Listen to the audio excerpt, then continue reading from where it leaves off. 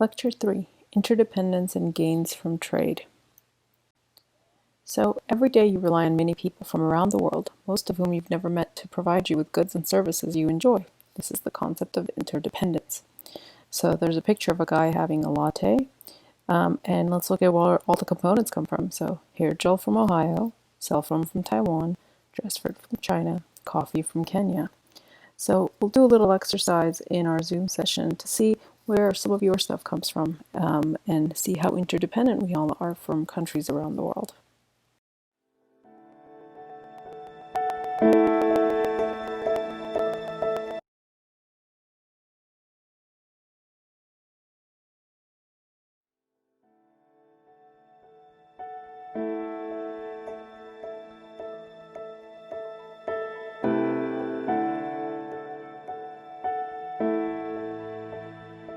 This is the world we live in. If we weren't surrounded by it every day, if we didn't take it for granted, we'd be dumbstruck by its very intricacy and brilliance.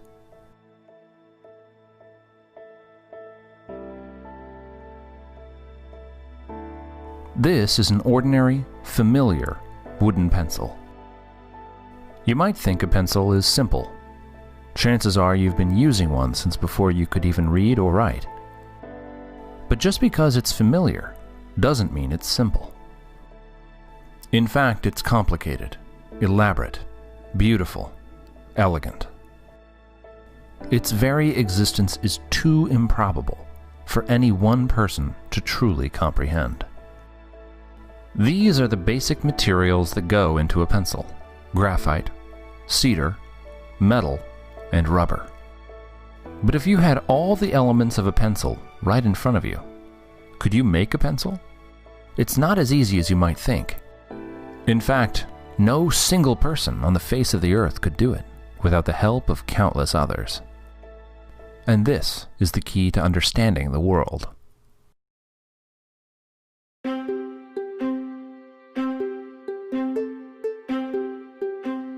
A pencil, just like you and me, is the end result of a vast and intricate family tree, a symphony of human activity that spans the globe.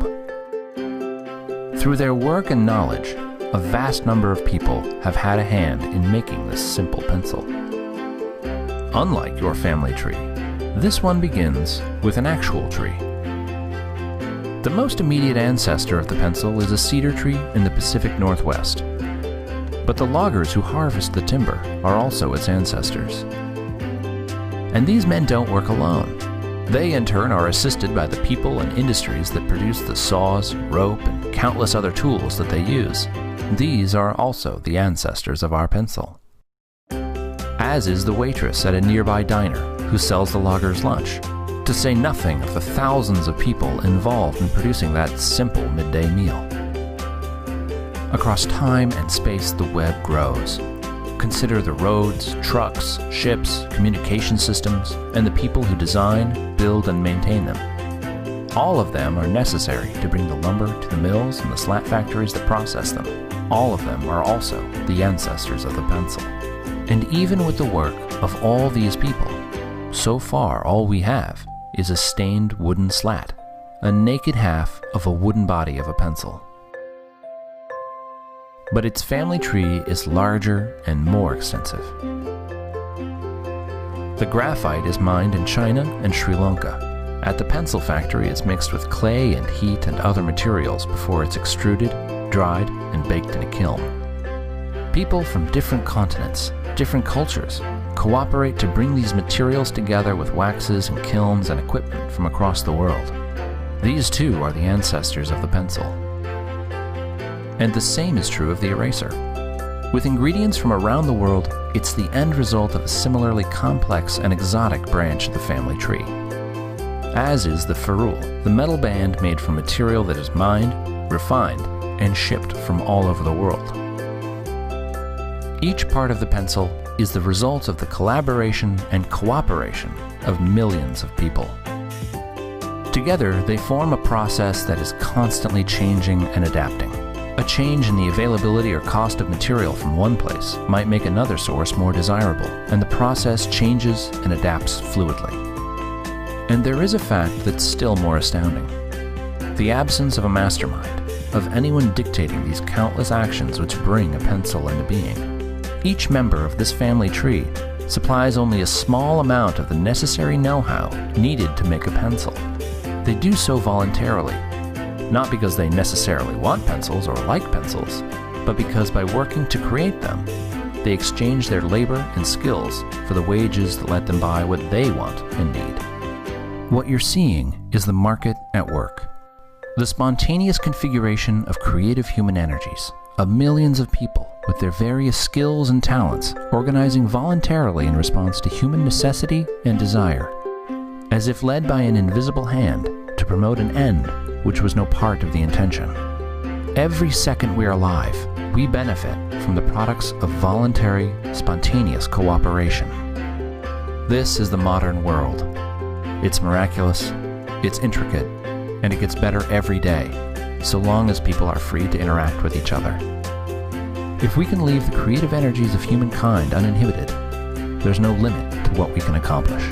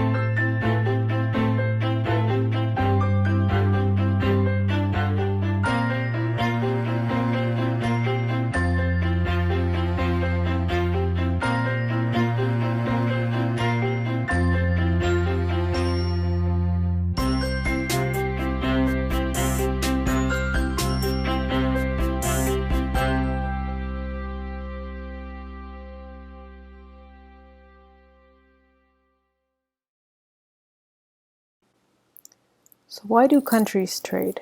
Well, first, they have access to more goods. Think about the array of different foods that we can purchase in a supermarket because we trade with different countries. We also have access to cheaper prices from abroad. This is basically the entire premise for the existence of Walmart. Now, how do you decide what to export or import as a country? What do you base it on? Well, the initial and the oldest trade model suggests that it's based on absolute and/or comparative advantage. Adam Smith's contribution was the concept of absolute advantage. So this is the ability to produce a good using fewer inputs than other producers. It measures the cost of a good in terms of the inputs required to produce it.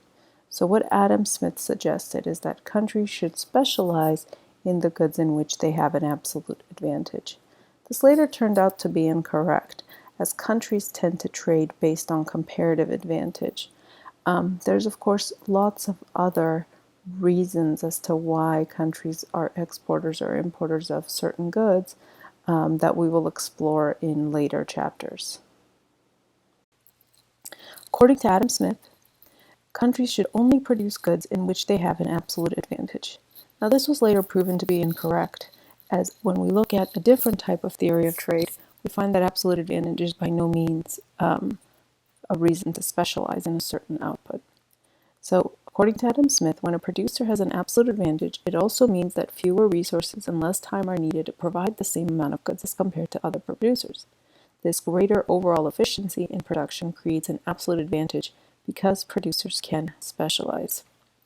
Now, comparative advantage. This is the ability to produce goods at a lower opportunity cost than another producer. So the principle of comparative advantage, each good should be produced by the individual that has a smaller opportunity cost of producing the good. The theory of comparative advantage was developed by David Ricardo, who came right after Adam Smith. He built on Adam Smith's work to argue that, in fact, a country doesn't have to have an absolute advantage for trade to become beneficial. Specialize according to competitive advantage. So, who has an absolute advantage? Let's have a look. Pam wants to paint the living room and Jim wants to paint the dining room, and they both want to landscape the yard. They each have 4 hours, 240 minutes this week to work on the house. So for Jim, it takes him 120 minutes to paint a room and 30 minutes to plant one flower. For Pam, it takes 80 minutes to paint a room and 10 minutes to plant one flower. So who has the absolute advantage in painting? Well, if we compare the two, you'll notice in terms of inputs, Pam requires far fewer inputs in order to paint the room, and therefore Pam would have the absolute advantage. Now, what is absolute advantage? Let's look at Jim and Pam and see who has comparative advantage. So here we have the table we saw earlier of the time it takes. But in order to figure out comparative advantage, we need to first convert our information from input into output. Now, if it takes Pam 80 minutes to paint one room, if she spends all 240 minutes painting a room, she would have painted 3 rooms. If Jim spends the 240 minutes painting a room, he would have ended up painting 2 rooms. So before we get to comparative advantage, we then need to find the opportunity cost for each of them for painting rooms and funding rooms. So who has comparative advantage? So what are the opportunity costs? So the opportunity cost for one room painted for Jim will be the number of flowers he produced in 4 hours divided by the number of hours the number of rooms he can paint in 4 hours. So 8 divided by 2. So for Jim, in order to paint one room, he gets 4 flowers. The opportunity cost of one flower planted for Jim is 1/4 flower room, which is reciprocal. Here's both of them next to each other. So for Pam, if we repeat the exercise, in order for her to paint one room, she gives up 8 flowers. In order to plant one flower, she gives up 1/8 of a room. So let's compare these opportunity costs. So in room painting, each individual gives up fewer flowers in order to paint a room. Here we'll notice Jim. Therefore, Jim has comparative advantage in room painting. And if we compare which individual gets less rooms plant flowers, we'll notice it's Pam. Therefore, Pam has comparative advantage in flower planting. Notice that for each party, the opportunity cost of planting one flower is the inverse of the cost of planting one room. This is always true. So who has comparative advantage? So Jim has comparative advantage in painting, and Pam has comparative advantage in planting flowers. So what should I do? Should we specialize or should we share?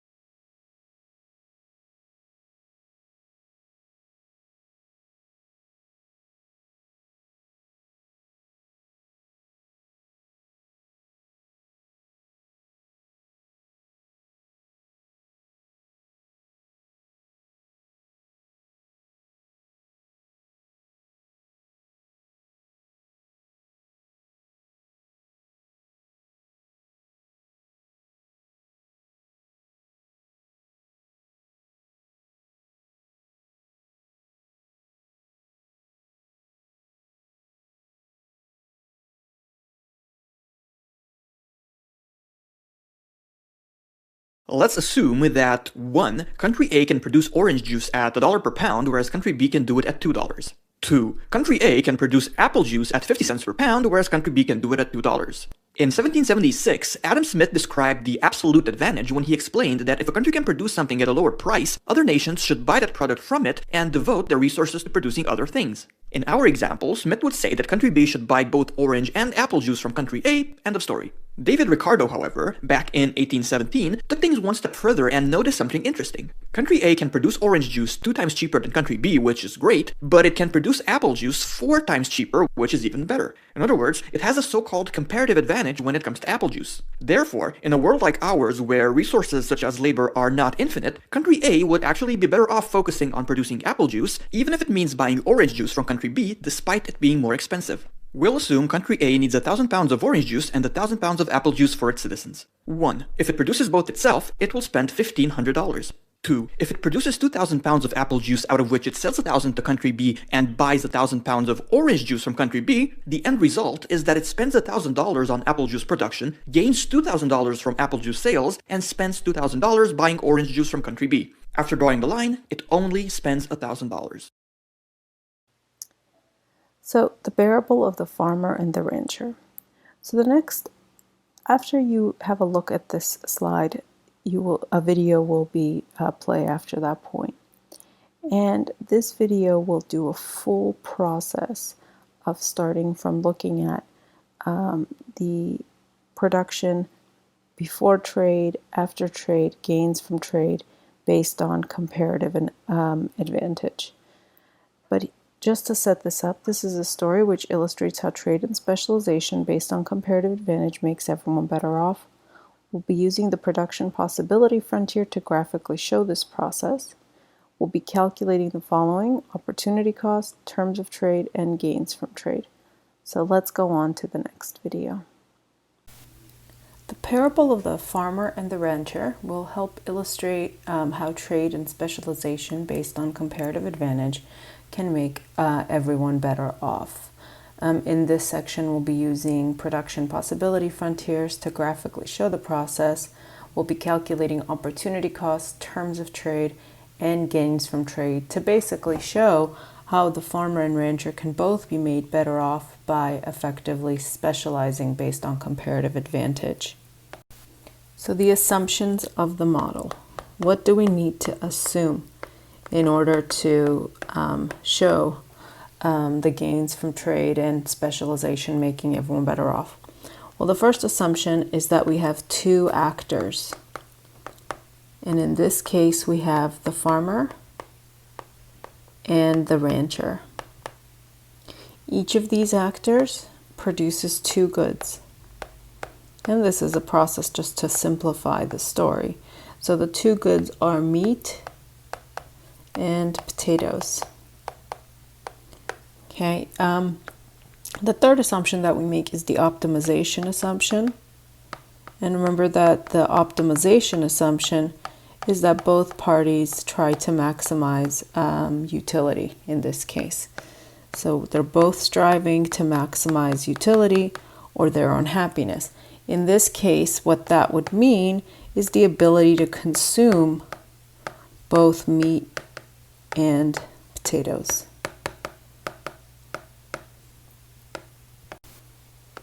The fourth assumption is that there is 8 hours in a given day. So their only input is the time they put into the production of the good, and they will have 8 hours each day to produce.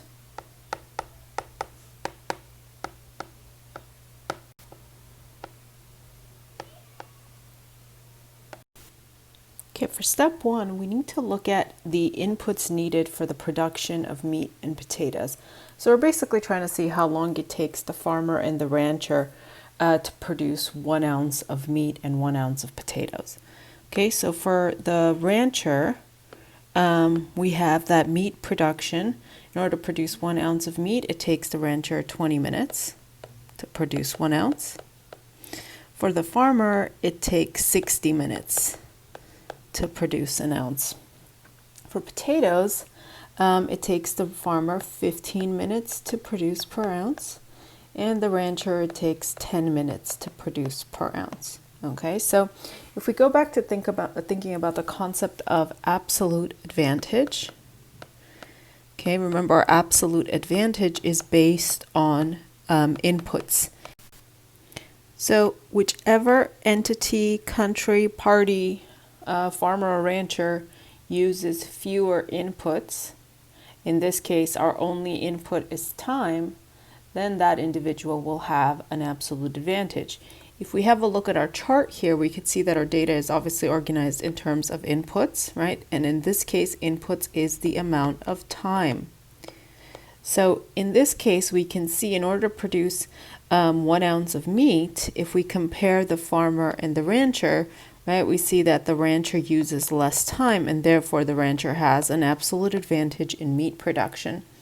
If we think about the potatoes, again, if we compare that the farmer needs 15 minutes to produce an ounce and the rancher needs 10 minutes, right? The rancher is using fewer resources or fewer amount of minutes in order to produce the potatoes and therefore has an absolute advantage.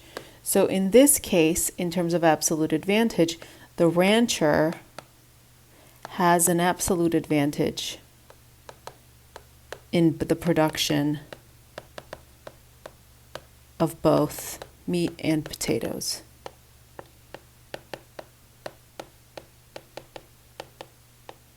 Okay. So if you recall from the previous section, we do not base trade on absolute advantage, because if that was the case, large countries like the United States would produce every good by themselves and be better off for it. We know, based on the findings of David Ricardo, that that wasn't necessarily the foundation of trade. We now know that we have to also look at comparative advantage. So before we look at the comparative advantage, what we'll need to do is convert this table of inputs, right? So we need to go from this table of inputs into creating a table of outputs, and that will be our next step. So let's convert our inputs from the previous slide into total outputs for the entire day. So if we think about the case of the farmer, we saw that in the other slide that it takes the farmer 60 minutes to produce an ounce of meat. Now in 60 minutes or in 1 hour, that means that he can produce 1 ounce of meat. So if we take that and multiply it by the 8 hours he has in the day, if he spends all day producing meat, then he can produce 8 ounces of meat per day. So for the farmer, he can produce a total of 8 ounces of meat in any given day, but if he spends all his time producing meat. Now, if he spends all his time producing potatoes, we know again from the previous slide that it takes him 15 minutes to produce 1 ounce of potatoes. We know that there's 4 15-minute periods within a given 60-minute period. So 4 ounces per hour times the 8 hours per day, he can produce 32 ounces of potatoes. Using the same logic, we can use the information for the rancher. We know it took him 20 minutes in order to produce an ounce of meat. And we know there's 3 20-minute periods within an hour. Times 8, we know that the rancher can produce ounces of meat. It took the rancher 10 minutes to produce an ounce of potatoes. So he can do 6 ounces per hour times 8 hours a day and end up with 48 ounces of potatoes. So 24 ounces of meat is the maximum amount of meat that the rancher can produce in any given day if he spends all his time producing meat. And if he spends all day producing potatoes, he'll end up with 48 ounces of potatoes. Notice that this confirms what we found before in terms of the absolute advantage, that in total production, if the rancher wants to spend all day producing meat, he produces a lot more than the farmer does. And if he spends the whole day producing potatoes, he also produces more than the farmer does as well. Now, the next thing we're going to do in the next slide is we're going to take this information and convert it into the PPF graphic. Step 3. drawing the PPFs for our farmer and rancher. So what you'll notice here is just like a little XY axis where I put potatoes on the X axis and meat on the Y axis. It doesn't in fact matter which axes you use, but what's key is that for both participants you label the same good X axis and the same good Y axis. All right, so looking at our chart we created in the previous step, our total amounts produced in one day, we're going to recreate that and put that into our PPF graphs. So for the farmer, we know that the farmer, if he spends all his time producing meat, he will produce 8 ounces of meat. So we'll say this will be our 8 ounces of meat the farmer produces. And if he spends all his time producing potatoes, he will end up with 32 ounces of potatoes. So here we make the assumption that you have a constant opportunity cost, primarily because we don't have much other information in order to suggest anything otherwise. And the reason for that is because our input or our resource, that is time, is basically the opportunity cost is constant, as you don't lose time if you work more on one task versus the other. So this isn't like an input such as, I don't know, capital equipment or something like that. So let's connect the dots here. And here's our first PPF for the farmer. Now for the rancher, if he spends all day producing meat, he gets 24 ounces of meat. And if he spends all his day producing potatoes, he ends up with 48 ounces of potatoes. You can clearly see very quickly that the PPF for the rancher is a lot more further out from the origin than is the PPF for the farmer, which means effectively that the rancher can consume more goods. The next thing here we're going to label is their current levels of consumption. So for simplicity, we're just going to assume that the farmer and the rancher just spent half the day producing meat and half the day producing potatoes. Okay, so what does that mean in terms of their total production in any given day? Well, it's effectively the midpoint of our PPF. So the farmer ends up with 4 ounces of potatoes to consume at the end of the day, and the rancher ends up with 16 ounces of potatoes to consume at the end of the day. So this point here, we'll call it A, and that will be a consumption and production point. So without specialization, this or trade, this will be the production and consumption point for the farmer. So he gets 4 ounces of meat and 16 ounces of potatoes. For our rancher, again, same scenario, spends half the day producing meat and half the day producing potatoes, in which case he ends up with 12 ounces of meat and 24 ounces of potatoes in any given day. Once again, we'll call this point A, which is a production and consumption point for our rancher. Clearly we can see, right, that the rancher gets more goods than the farmer. The next chart I want to show you guys is what is current world production, so we could start off with a starting point to compare it to at the very end once we begin to trade. So let's have a look. We're going to look at total world production, and our world currently comprises of a farmer and a rancher, and we'll say without trade. Another term for the word without trade is autarky. Okay, this literally means without, so AU, tarky, trade. Okay, so world without trade. All right, so we're going to look to see the production currently of meat, potatoes,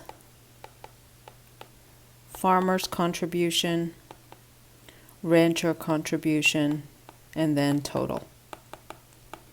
Okay, so we know that the farmer spends half the day producing meat, and in that time is able to produce 4 ounces of meat and is able to produce 16 ounces of potatoes. When the rancher spends half the day on meat production, he gets 12 ounces of meat and 24 ounces of potatoes. So the current world production without any type of trade is going to have 16 ounces of meat and 40 ounces of potatoes. So our goal is to basically improve world production where at least one of the commodities has increased in terms of production and consumption for our two parties. Step 4, opportunity cost and comparative advantage. So now we're going to use the opportunity cost in order to figure out who has a comparative advantage in the production of the specific goods. So the first thing we're going to do is we're going to take our total production in terms of output. And what we're going to do is we're going to calculate the opportunity costs. So what we're going to look for is the opportunity cost of 1 ounce of meat, and that will be given to us in terms of potatoes. So the opportunity cost of any good is basically how many units of the other good you give up in order to produce 1 ounce of meat. So again, the opportunity cost of meat would be how many ounces of potatoes must be given up in order to produce 1 ounce of meat.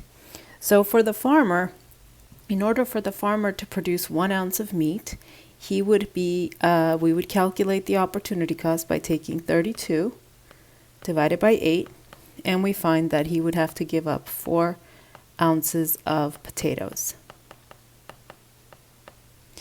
In order to produce 1 ounce of potatoes, right, we do 8 ounces divided by 32, and we find that in order to produce an ounce of potatoes, he would have to give up 1/4 of an ounce of meat. Now for the rancher, in order to produce 1 ounce of meat, he would give up 48 out of 24, or 2 ounces of potatoes. And in order to produce 1 ounce of potatoes, he would give up 24 over 48, or half an ounce of meat. So in order to see who has a comparative advantage in meat and who has a comparative advantage in potatoes, we compare the opportunity costs. So let's start with meat. So in order to produce an ounce of meat, the farmer will have to give up 4 ounces of potatoes. But the rancher has only to give up 2 ounces of potatoes, and therefore the opportunity cost for the rancher in meat production is lower. So the rancher will have a comparative advantage in meat production. Now, in terms of potato production, again, if we compare the farmer, in order to produce 1 ounce of potatoes, the farmer gives up 1/4 of an ounce of meat. And in order to produce 1 ounce of potatoes, the rancher gives up half an ounce of meat. In this case, we can see that 1/4 is obviously less than 1/2, and therefore the farmer has a comparative advantage. Now you notice that unlike before, absolute advantage can be had by one individual in the production of both goods.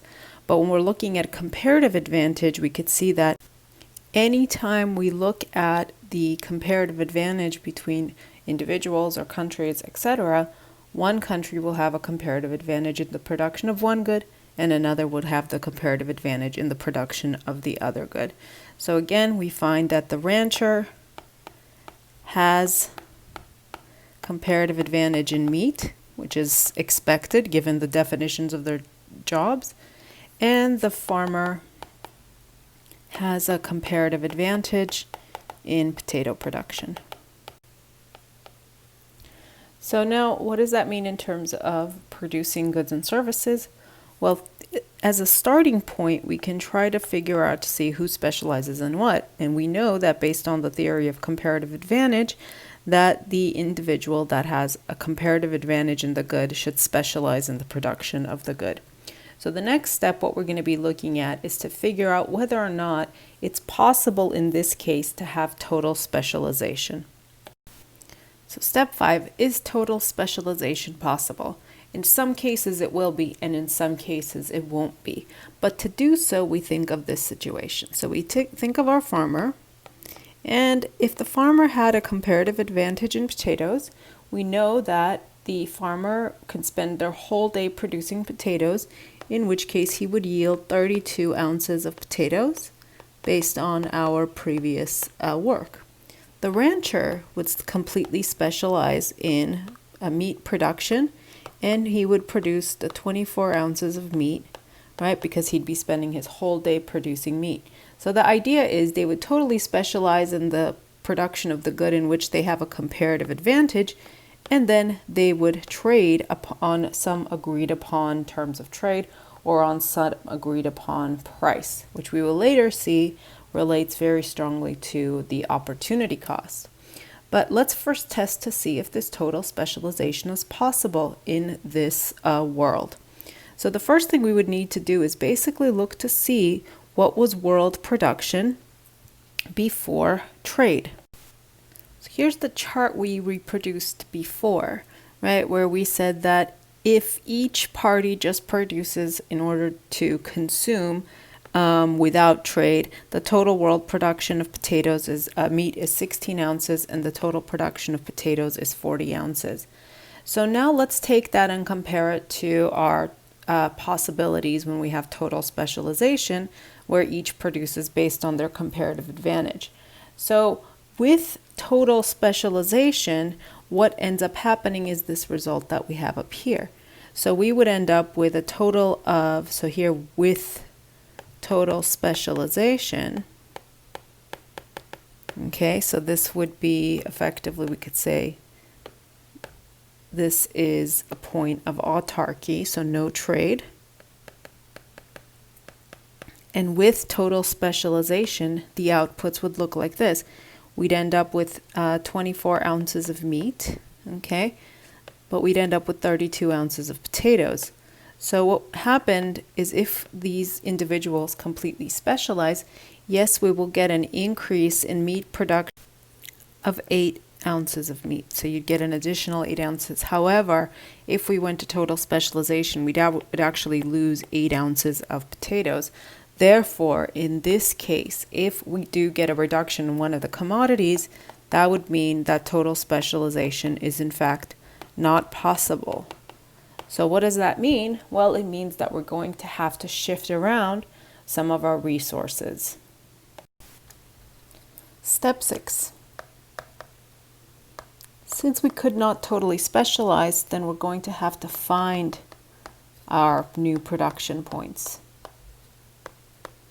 Okay, and we're going to find these based on our comparative advantage.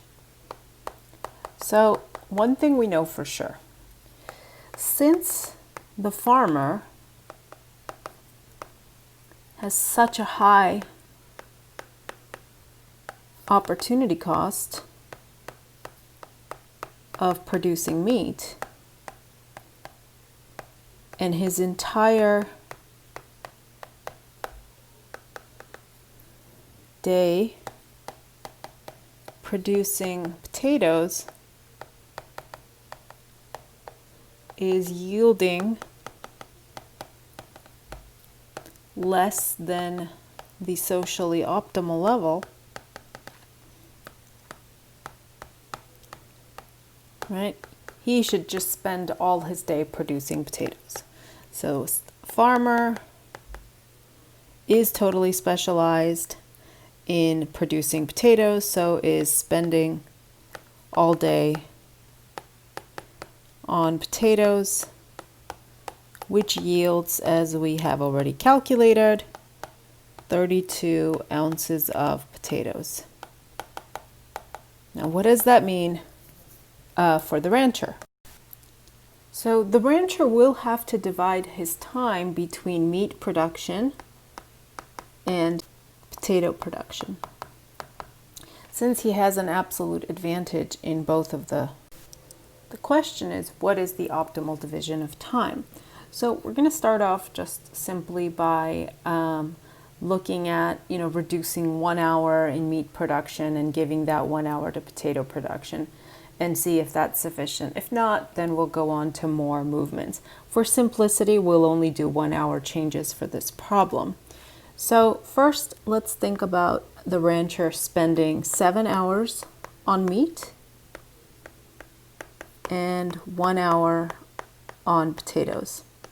Okay, we know that his potential output, since we've seen it already in our previous slides. So what happens if that was the case? If the rancher spends 7 hours on meat production, he will yield 21 ounces of meat. We know this because it takes him 20 minutes in order to produce an ounce of meat. So in any given hour, he can produce 3 ounces times the 7 hours per day. He can get 21 ounces of meat. In the 1 hour that he produces potatoes, he will yield a total of 6 ounces of potatoes. Now, let's see if that will be enough. So what would that mean for total world production?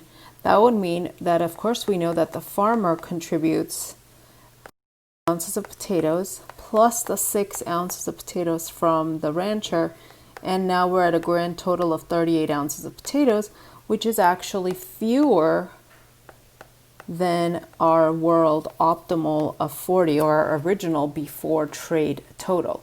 So this will actually not be sufficient, and we don't even need to look at the meat production, where we can clearly see 21 ounces is above the initial total of 16 ounces of meat that was produced. All right, so let's change the production.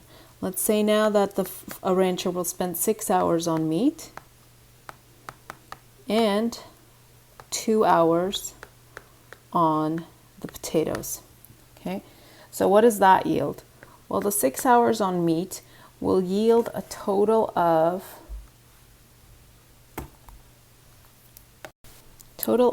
18 ounces of meat, and with 2 hours on potatoes, he will yield 12 ounces of potatoes. So in a given day, the rancher can produce 18 ounces of meat and 12 ounces of potatoes if he splits his time with 6 hours on meat production and 2 hours on potato production. Well, what does that do to our total world production? So our total world production as a result would be meat. We'd have 18 ounces produced by our rancher, right, which is greater than the 16 ounces we had initially, if you go back to one of our previous slides. In potato production, we had the 32 ounces produced by the farmer plus the 12 ounces by the rancher, and we end up at a grand total of 44 ounces of potatoes, which of course is above the 40 ounces that we had before. Back to our PPF, and let's display our new points of production. So here on this chart, we'll have a look at where the farmer is now currently producing. The farmer now spends all his day producing potatoes for a grand total of 32 potatoes. We'll call this point point B. And point B is purely a point of production, because remember, the farmer is not going to be satisfied only consuming potatoes. He needs some of the meat from the rancher in order to be fully satisfied. Now, for the rancher, remember, he spends 7 hours on meat and ends up with 18 ounces of meat. And he ends up producing 12 ounces of potatoes. So once again, we'll label this point B, and once again, this is a full point of production only, not production and consumption. Okay, so before we go on, we need to figure out the price of these goods. So here on the next slide, we're going to be looking at the terms of trade. And in order to assess the terms of trade, we will be asking the farmer and rancher a series of questions. Now, this is the long way to the answer. There is a shorter way that we will learn later using simply the opportunity cost.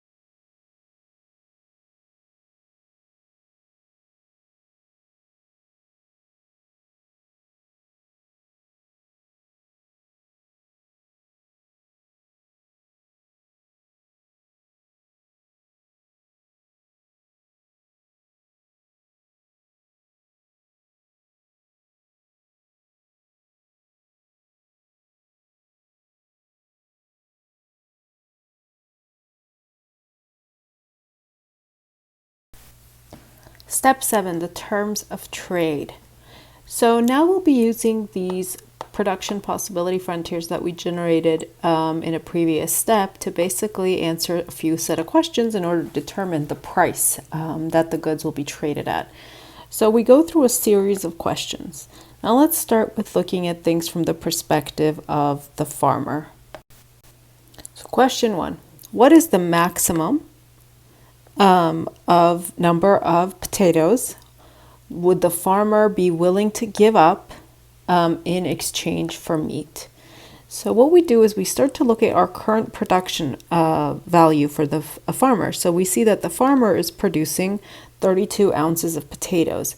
So the maximum amount he'd be willing to give up would be an amount that would leave him at least as well off as he was before. Before, he used to be able to consume 16 ounces. So the maximum number of potatoes he'd be willing to give up would be 16 ounces of potatoes. Now, what's the minimum amount of meat that he'd be willing to accept? Well, currently he is producing 0 ounces, and before trade he was producing 4. So the minimum amount of meat he'd be willing to accept, right, in order to allow for trade to occur, would be 4 ounces of meat. Now let's look at the rancher. So for the rancher, again, we'll look at the rancher's production possibility frontier. Okay, so for the rancher, what is the maximum number of ounces of meat would the rancher be willing to give up in order to accept, in order to get potatoes? So initially, the rancher was able to consume 12 ounces of meat and produce 12 ounces of meat. Currently, he's able to produce 18 ounces of meat. So basically, to leave him off as well as he was before, the maximum number of units of meat that he'd be willing to give up would be 6 ounces of meat to the farmer. In exchange, the minimum amount of potatoes he'd be willing to accept, well, again, currently he's producing 12. He used to be able to consume 24. So the minimum to leave him as well off as he was before would be 12 ounces of potatoes. So where would the price of trade be? Would it be anywhere between those values? So for example, you can come up with a trade agreement where, say, 4 ounces of meat is traded for, say, 13 ounces of potatoes. You can do one that says 4 ounces of meat is traded for 14 ounces of potatoes. We can do 5 ounces of meat being traded for 16 ounces of potatoes, 5 ounces of meat being traded for 15 ounces of potatoes, etc. So any numbers that we can pick out somewhere between these endpoints, right, between the min and max acceptance, right, would be a possibility for our terms of trade. So for simplicity, I'm going to pick an easy value, and that's going to be, to set up the terms of trade, we're going to be trading 5 ounces of meat for 15 ounces of potatoes. Okay? So this is going to be our terms of trade. Now, once we get to our terms of trade, that actually will change the opportunity cost for both of our producers. Let's see what that means. So going back to our original table of our opportunity costs, we found that for the farmer to produce an ounce of meat, he'd give up 4 ounces of potatoes. For the rancher to produce an ounce of meat, he would give up 2 ounces of potatoes, which meant that the rancher had the comparative advantage in meat production. When we go to potatoes, in order to produce 1 ounce of potatoes, the farmer gave up 1/4 of an ounce of meat. And for the rancher to produce potatoes, he gave up 1/2 an ounce of meat. So in this case, of course, the farmer had the comparative advantage.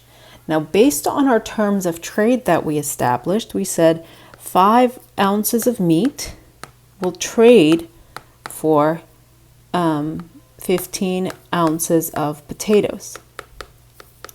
So what is our new opportunity costs? Well, the opportunity cost of 1 ounce of meat, remember, is going to be potatoes over meat, which is 3 ounces of potatoes.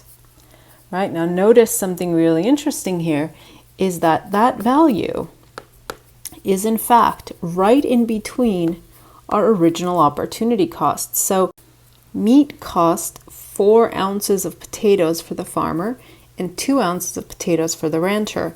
Based on our new opportunity cost, meat costs 3 ounces of potatoes. Now what about opportunity cost of 1 ounce of potatoes? Okay, so of course we know that it's of course the inverse.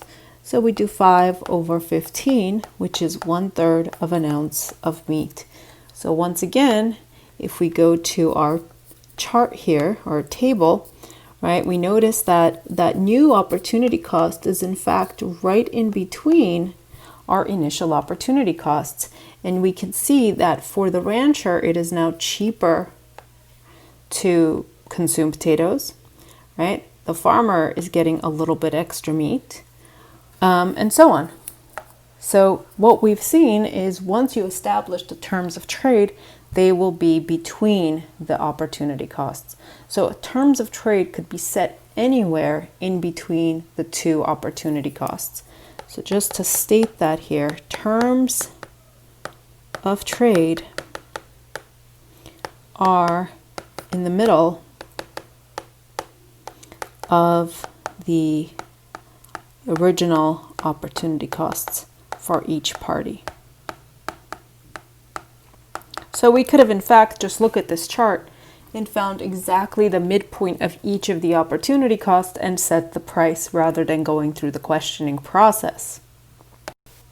Back to our PPF. Now let's label our original production points and consumption points, our new production points, and then finally, what are our new consumption points after trade has occurred? So what we see here currently is just our autarky levels of consumption and production. So point A tells us currently how many units the farmer produces and the rancher produces and consumes at the same time. Now, once we started to specialize based on comparative advantage, the potato farmer produced only potato. So point B here is basically just a production point. Now, for the rancher, he spent 6 hours a day producing meat and ended up with 18 ounces of meat, and he produced 12 ounces of potatoes. This would be his current production point. Now to get our consumption points, remember what happens. The farmer gives 15 ounces of potatoes to the rancher, right? This is what we established in our terms of trade. And the rancher, in exchange, gives 5 ounces of meat to the farmer. Okay, so let's look at those new points of now, not production, but consumption. So initially, the farmer had 32 ounces of potatoes. He gave up 15, so now he ends up with 17. And he received 5 ounces of potatoes, so now he has 5. His new consumption point, we'll call it point C, right? This is a pure consumption point. Now notice this is outside the production possibility frontier, which means without changes in technology, without changes in inputs and so on, he's able to consume outside his production possibility frontier. Now let's have a look at the rancher. Now for the rancher, what we notice is that he currently has 18 ounces of meat. He gives up 5 to the farmer. So now he has 13 ounces left for himself. The rancher is currently producing 12 ounces of potatoes, and he receives 15 from the farmer. And so 12 plus 15, we now have 27 ounces of potatoes for our rancher. So this becomes point C and or the consumption point for the rancher. And once again, notice that it is outside the production possibility frontier without the expansion of any kind of resources or inputs or technological change. Using our production possibility frontier from the previous slide, we can compare the world without trade, the world with trade, and we can finally measure our gains from trade. So what we found is initially, before trade, the farmer had 4 ounces of meat and 16 ounces of potatoes. The rancher had 12 ounces of meat and 24 ounces of potatoes. With trade, production for the farmer was 0 units of meat and 32 ounces of potatoes. For the rancher, we had 18 ounces of meat and 12 ounces of potatoes. The terms of trade were 5 ounces of meat for 15 ounces of potatoes. So the farmer got plus 5 ounces of meat and gave up 15 ounces of potatoes. The rancher gave up 5 ounces of meat and gained 15 ounces of potatoes. So our new consumption point for the farmer was 5 ounces of meat, 17 ounces of potatoes. For the rancher, 13 ounces of meat and 27 ounces of potatoes. So what were our overall gains? Well, let's compare point A with point C.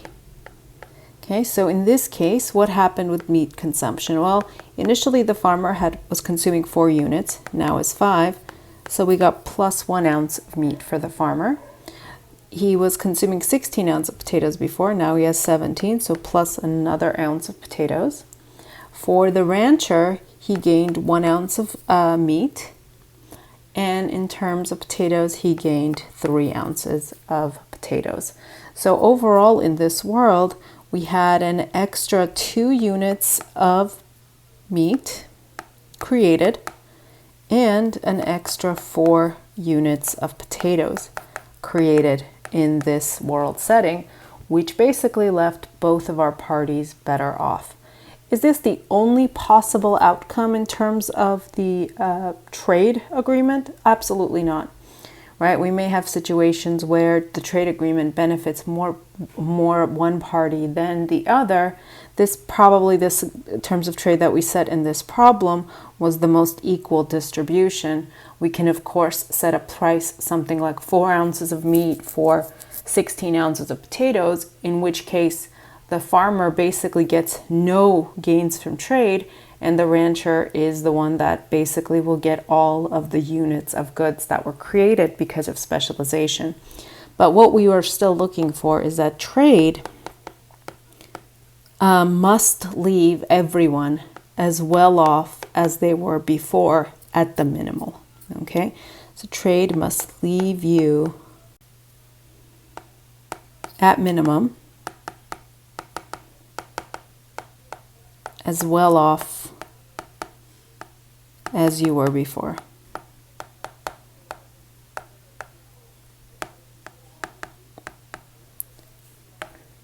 So this concludes the parable of the farmer and the rancher, and the most important takeaway from this is by simply specializing in the good in which each individual had a comparative advantage, they were able to both consume more goods simply through trade, without having to invest in any new infrastructure, without having to invest in new technology, increasing resources, increasing workforce, and so on. So this is just purely gains created from the fact that each party specializes.